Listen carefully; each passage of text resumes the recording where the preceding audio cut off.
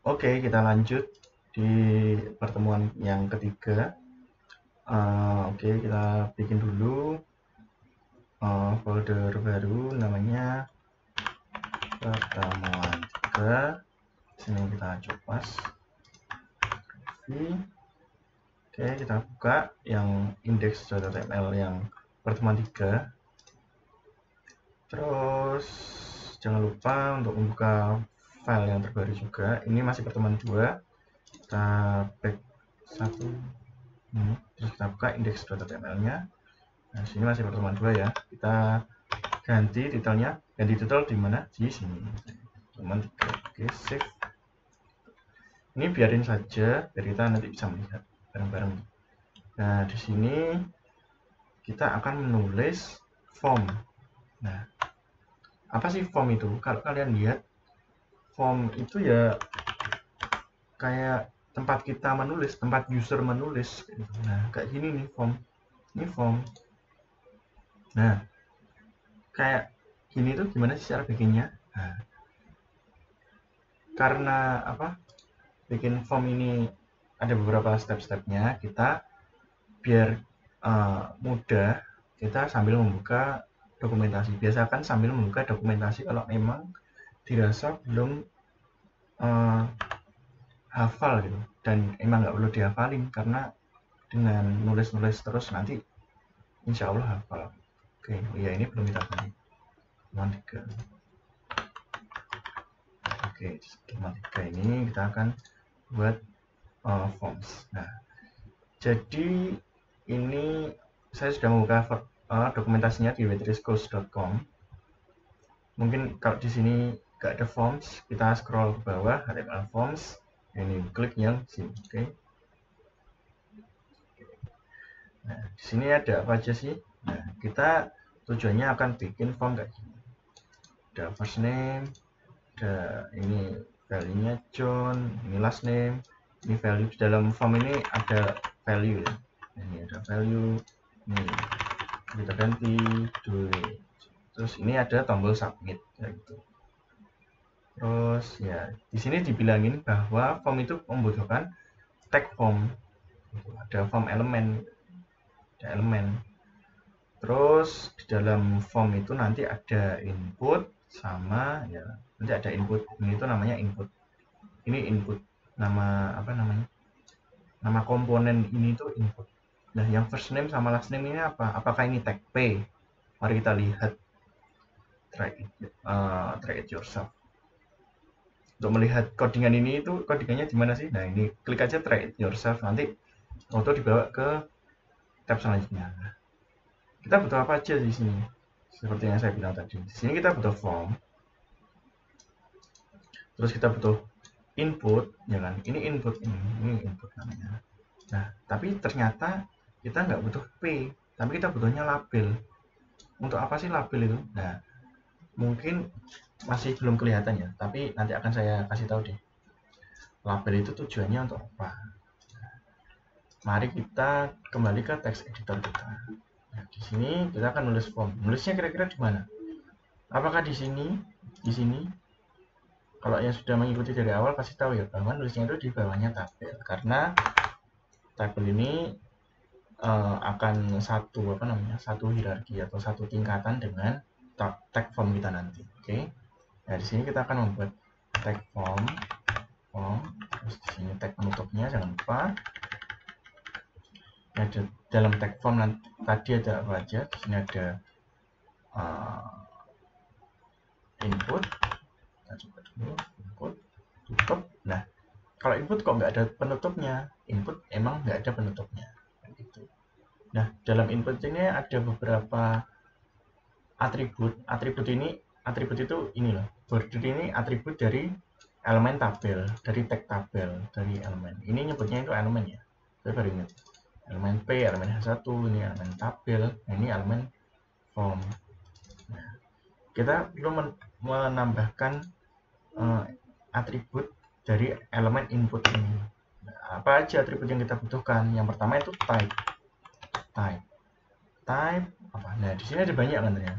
Button, checkbox, color, date, ada number, itu. Nah, di sini kita akan menggunakan type text. Tulis bisa diklik aja, dipilih pakai arrow key, terus enter, type text. Apalagi terus apa aja sih? Oh ya, ini dulu aja ya. Kayaknya ini dulu aja, kita save, kita lihat dulu. Kayak gimana, kita refresh. Nah, ternyata kayak gini nih. Gini hasilnya. Ini belum kelihatan. Nah, ini benar-benar kayak apa? Kayak form gitu kan. Buktinya apa? Ini bisa saya tulis. Nah, sebab itu karena ini apa? Tampilannya apa ya? Kalau cuma form gini kurang menjelaskan ya, ini form apaan gitu. Dan itu di bawahnya tabel lagi. Nah, makanya kita akan bikin yang namanya label. Sebelumnya saya tadi bilang ya, apa sih bedanya P sama label? Kalau di sini kita tulis P, misalnya P ini email misalnya, email di sini. Save. Nah, P itu jadinya kayak gini nanti. P itu jadinya kayak gini. Dia akan memiliki apa ya namanya? Memiliki jarak, dan ini sama sekali berbeda kan sama ini. Ini itu yang punyanya Waitress School ini belum dimodifikasi, belum dikasih styling, tapi udah kelihatan lumayan lah ya untuk sebuah form. Ini ada apa namanya? Ini formnya, ini ada label, terus waktu kita klik di first name. Jadi kita nggak harus ngeklik di sini, tapi kita bisa ngeklik di labelnya. Ini kita klik, loh, langsung masuk ke input kan. Tampilannya juga rapi gitu. Nah, caranya gimana sih? Ini juga jaraknya nggak panjang, ini jaraknya besar banget ini. Nah, gimana? Nah, makanya kita pakai label. Kita save. Jadinya kayak gini. Jadi dia ada di kanannya. Nah, ini labelnya, ini inputnya. Nah, tapi waktu kita klik di sini label, ini masih nggak langsung menuju ke input. Kan kita kalau pengen ke input kan harus ngeklik sini, nggak bisa ngeklik sini kan. Nah, email ini nggak bisa langsung sini. Caranya gimana? Caranya adalah menggunakan atribut for.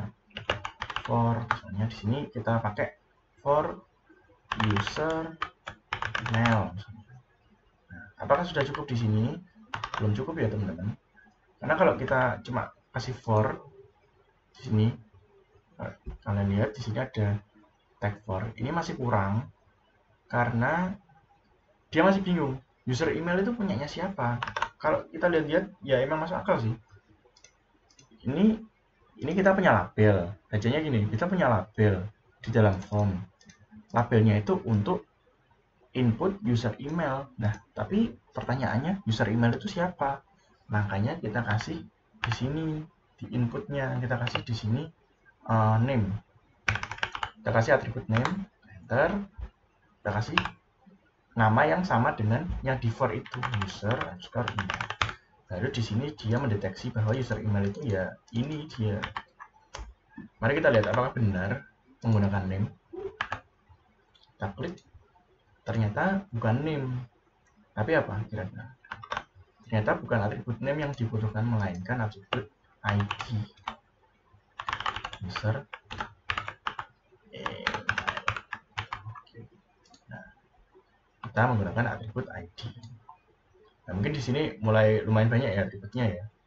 Santai aja karena ini dasar dan semuanya ada di dokumentasi. Santai aja. Kalau bingung, klik try it yourself, copy paste, tinggal copy paste, terus copy terus paste di Visual Code, tinggal edit sendiri. Tujuan saya membuat tutorial ini biar kalian nggak harus menghafalkan, tapi kalau misalnya dikasih template gini bisa mengeditnya gitu, kan gampang. Di sini ada for. Misalnya ini fname. Kalau ini kita ganti email, apakah fname ini masih relevan dengan email? Oke, mungkin bisa, tapi kan nggak relevan kan? Nah, makanya kita harus bisa ngeditnya. Ini ganti email, ID-nya kita ganti email, name-nya kita ganti email. Misalnya contoh. Nah, kalau sudah bisa ngedit, udah tahu apa namanya strukturnya kan, tinggal ngedit doang kan. Jadi dikasih template itu bukan sesuatu yang masalah bagi saya. Nah, ini kita save, kita ketikkan, kita refresh dulu. Oh, sudah bisa? Oke. Waktu kita klik email, ini sudah bisa. Nah, tapi ada satu lagi. Di sini itu first name, titik 2, habis itu dia kayak kasih enter gitu. Caranya gimana? Mudah sekali. Nih, enggak, titik 2 gitu ya. Caranya gampang sekali. Kita kasih tag BR di sini. Ini, gini, terus BR. Enter. Tutup. Nah, coba gini aja ya. Ini di spasi boleh, nggak spasi boleh. Nggak ada tag penutupnya ya, jangan lupa. Ini nggak ada tag penutupnya. Kita save. Oke, gini. Jadi deh. Nah, tapi kira-kira apakah ini, maksudnya ini kan email ya. Emangnya boleh misalnya email cuma saya tulis bahasa Arab? Apakah boleh seperti ini? Nggak boleh kan? Email kan harus ada terus Gmail. Nah, untuk apa, biar namanya, biar user itu otomatis, bukan otomatis ya, user itu bisa tahu bahwa input ini itu tipenya email itu gimana. Nah, kalau saya sudah bilang tipe di suatu input, pasti kalian akan membayangkan ini kan, atribut dalam suatu inputnya apa tipenya. Kita bikin tipenya email. Jadi di tab ini seperti yang saya bilang, kalau bingung, kalau lupa tipe itu isinya apa, bisa kontrol terus plus. Ini untuk pengguna Visual Studio Code-nya. Ini ada banyak nih, ada button, checkbox. Nah, ini salah satunya ada email. Save. Tab 5. Nah, di sini ada, dan memang nggak ada bedanya sih. Tapi kalau misalnya saya tulis grafik gini, ya memang nggak ada bedanya sih. Tapi nanti kalau misalnya apa namanya, sudah lebih lanjut, nanti bakalan kelihatan bedanya itu gimana sih. Baru akan kelihatan nanti. Mungkin kalau sudah ada submitnya atau gimana. Nah, sini email nih. Terus saya pengen buat lagi apa, password. Kita bikin dulu labelnya ya kan. Kalau label for apa? For user password. Kayak saya bilang tadi, tag kalau sudah. Password. Terus input. Nah, input teks, terus ID, jangan lupa ID user password. Kalau ada yang bertanya, terus name itu apa sih gunanya? Nanti kita akan tahu apa gunanya name. Yang penting sekarang kita tulis dulu aja. Name di suatu input itu nanti akan muncul. User password. Save. Nah, oh iya, ini lupa belum kita kasih tag BR. Tag BR taruh di sini. Save aja di sini. Save. Oke ya gini. Nah, ini ada email, misalnya syafiq@gmail.com contoh. Terus kita tag. Nah, enaknya bisa kita tag langsung ke sini gitu. Password apa? Password. Duh, kok passwordnya kelihatan? Padahal di suatu apa namanya? Suatu formulir, suatu form online kayak misalnya Facebook gitu ya. Masukin password kan pasti sebenarnya kayak gini kan, bintang. Nah, ini gimana caranya sih? Berarti kita harus menggunakan tipe yang sesuai, tipe input yang sesuai gitu. Nah, tipe input yang sesuai untuk password apa? Tipe input yang sesuai untuk password adalah, kita lihat di sini apa? Password. Save. 5. Sini email gmail.com. Terus password. Sini password. Nah, beda kan? Tampilannya sudah bagus kan. Di sini ada tampilan passwordnya. Ya, ini mungkin bukan tampilan yang terbaik, tapi ini salah satu apa namanya, suatu permulaan yang baik untuk kita, karena di sini kita jadi tahu bahwa di input itu ada banyak apa namanya, ada banyak tipenya. Itu ya teman-teman. Oke, di sini ada password, terus apa lagi nih? Kalau sudah di sini tadi di sini ada submit. Nah, submit ini gimana caranya? Cara bikinnya. Submit ini kalau kalian lihat-lihat ini apa sih? Ini nama komponennya, nama elemennya itu button.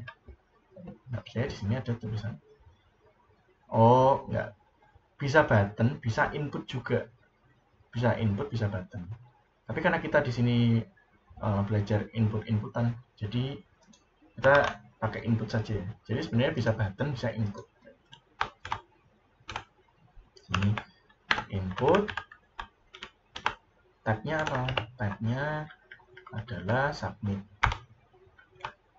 Terus ada satu atribut yang lumayan penting yaitu value. Value itu isinya. Nah, ini isinya adalah submit.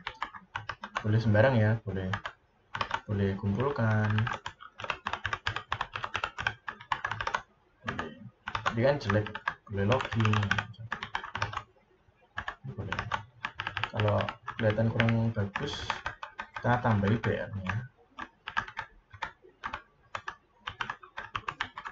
Tambahi BR-nya. Nah, lumayan lah. Soalnya ini tombol login misalnya. Ini ada password, email, password, terus kita klik login. Nah, tapi ini loginnya belum bisa diapply nih. Gimana caranya? Nah, ini kita akan bermain dengan atribut pada elemen form. By the way, ini bukan from ya. Ini bentar. Form. Kan tadi from. 5, ya itu apa namanya, kekurangannya kalau nulis sendiri itu ya kayak gitu. Takutnya ke klik apa, ke tulis yang salah gitu. Nah, kalau tadi kita tulisannya di sini from, itu kalau kita klik login ya apa namanya, nggak ada yang terjadi ya, ternyata emang karena tipe. Tapi kalau udah bener form, jadi elemen from itu sebenarnya nggak ada, tadi cuma tipe. Nah, ini form nggak formulir gitu. Nah, ini form, kalau kita klik, kalau ada suatu input yang tipenya submit, terus kita klik, nah dia akan merefresh. Kalau kita ini saya zoom kayak gini. Balik sini. Oke. Nah, sebenarnya apa yang terjadi? Sebenarnya dia itu kalau formnya kita nggak kasih atribut action, dia itu defaultnya akan mensubmit di halaman dia sendiri.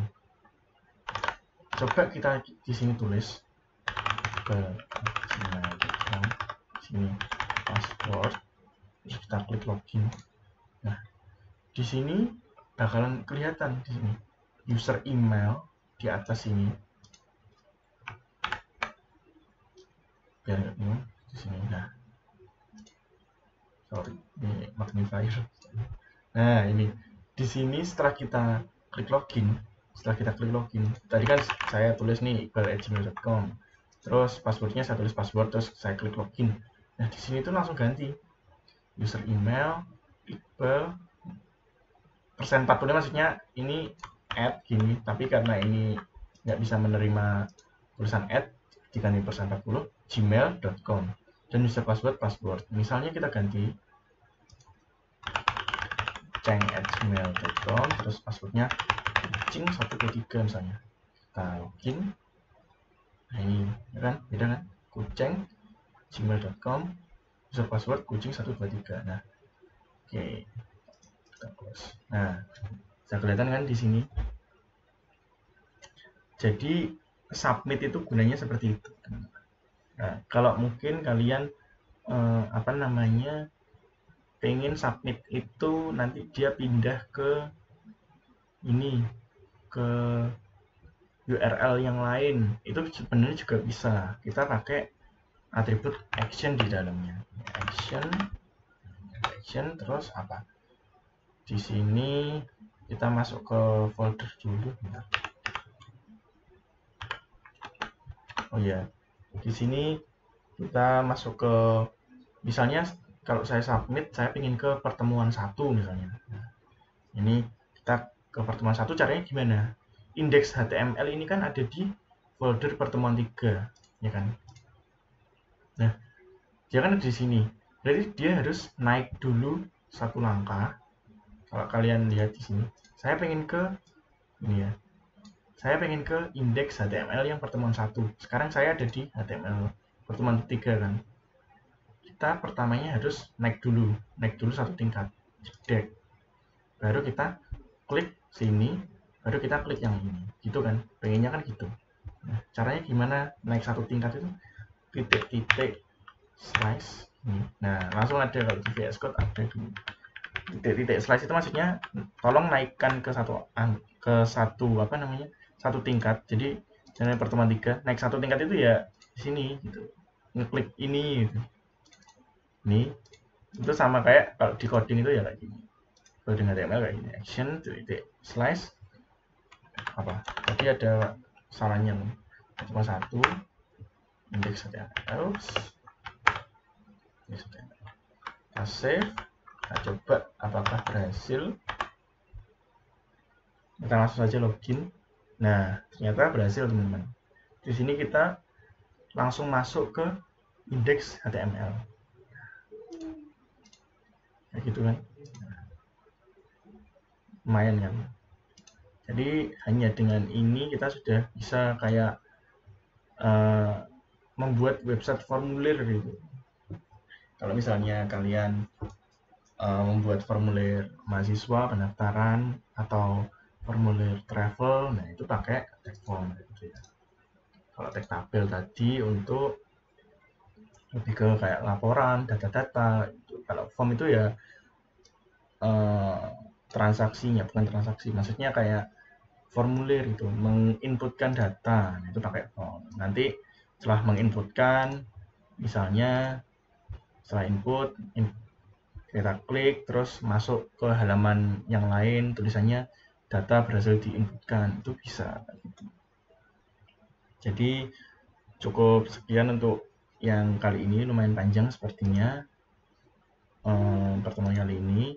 Kita akan melanjutkan HTML lagi untuk tag A dan tag button. Nah itu nanti tujuannya apa, itu untuk apa, nah nanti kita lihat bersama-sama. Oke, terima kasih.